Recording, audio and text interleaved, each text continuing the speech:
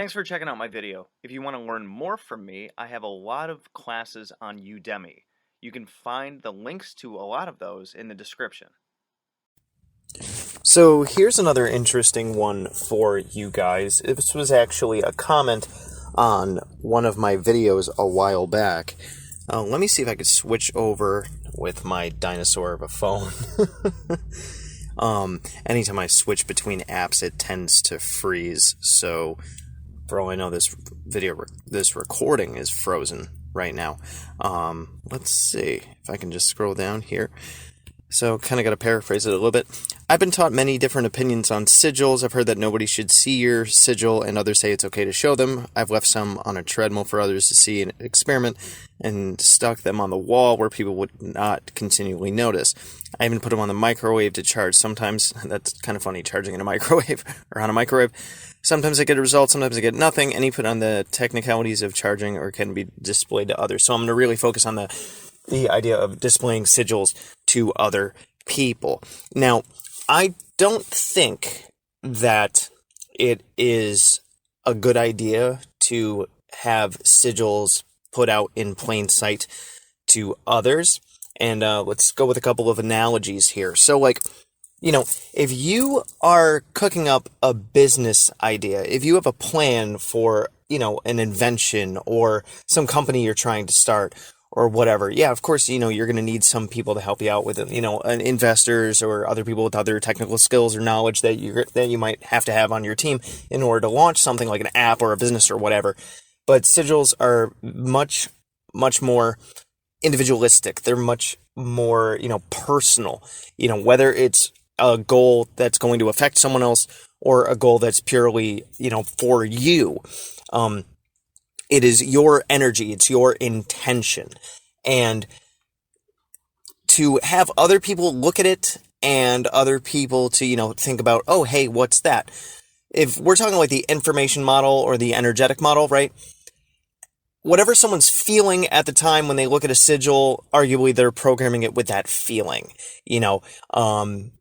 Anytime that, if someone has a different intention about something that you are doing and they look at that sigil, they're programming that intention into that sigil. Basically, they're feeding their energy into something that you want a very, very specific kind of energy being fed into. I hope I'm making sense here. It's having too many cooks in the kitchen.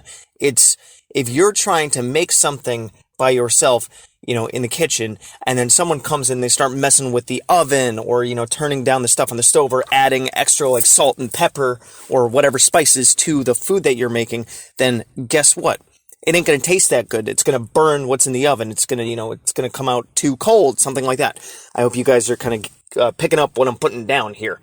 But so showing sigils to others is not necessarily a good idea. When we program sigils, of course, what we're doing is we are programming the intention in there. We made the sigil by, having our phrase of intent, and we're boiling it down to non-repetitive letters, and then we're putting it through something like planetary squares or a rose cross, or we're doing an artistic representation.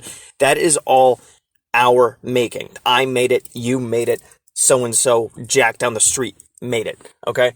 And through that entire process of intent to creation, that's all you. You're putting your energy in there for what you want, right? And then you have your sigil. Then you purely just focus on the energetics of it.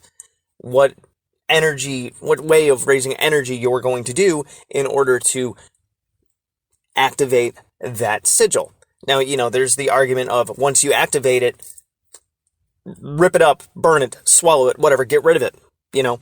That's one way of doing it. I personally don't like to do that kind of thing until the goal is manifested, but that's, arguably, depending on what works for you or what kind of traditional use you believe in, go with what you feel. I go with the same idea with the 50 names of Marduk sigils. You keep it around until you have that goal that you're looking for, and then you can thank the spirit and let it go. Burn it in a fire, transmutes it from physical to non-physical. That's the best arguably, according to me anyways, the best way to go about it. So think of it this way, right? You're supposed to set it and forget it. When we look at a sigil, we're not supposed to think about the intention anymore. We're just supposed to look at the image. We're not supposed to think, oh, I made it for this, and I'm really hoping to get it by this date, and da-da-da-da. Nope, you're looking at that particular image, and that's it. That's what you're focusing on. That's what you're charging, right? Someone else comes over, in your house, whatever. They look at your sigil, and they're thinking about how they can't wait to go home and take a nap.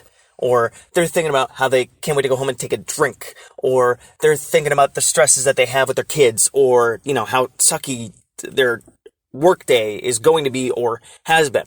That energy then goes in the sigil. And your sigil's sitting there like, I'm supposed to be focusing on this thing. Why am I getting this other kind of energy? Now I'm confused and I don't know what to do. I don't know what's my energy supposed to go towards?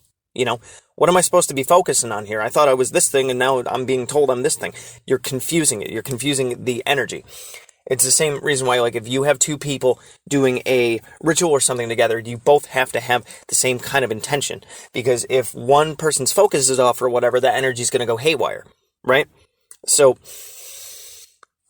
having sigils out in the open for you is a good idea, because you can post it up in your bathroom if it's something that you're working on day to day today. You can have it as the background screen on your phone or the lock screen or the screensaver, that kind of thing. Because every time you look at it, you're subconsciously being reminded of the intent of that spell that you did, rather than reading the sentence of, I will have this by this date, or I will, or this will happen. It's all going immediately to the subconscious, which brings up another point. What the heck is that sigil subconsciously telling someone else who's looking at it?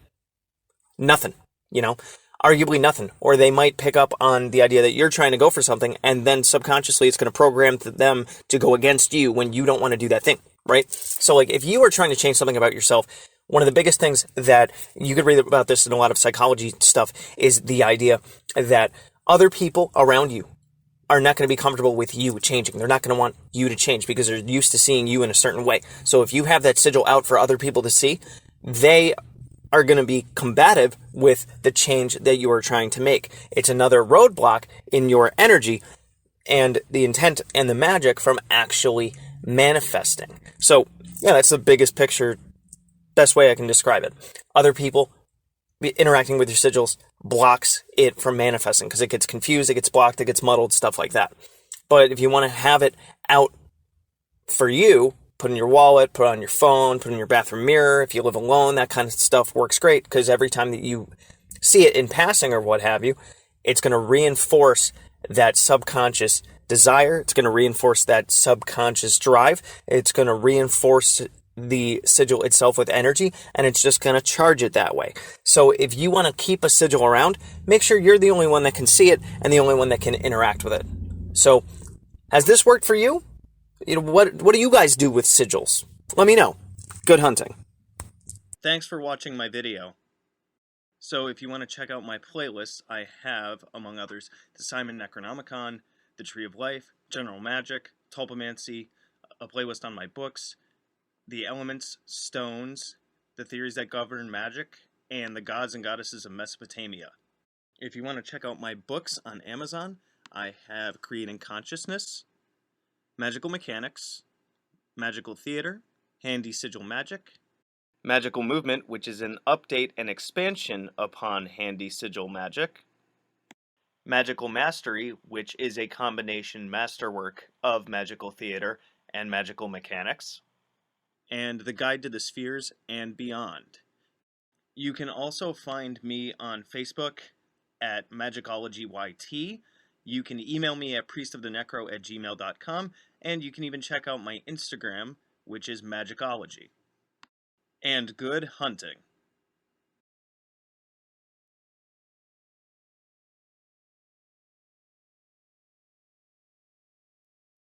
You can also find me on Facebook at Magickology YT.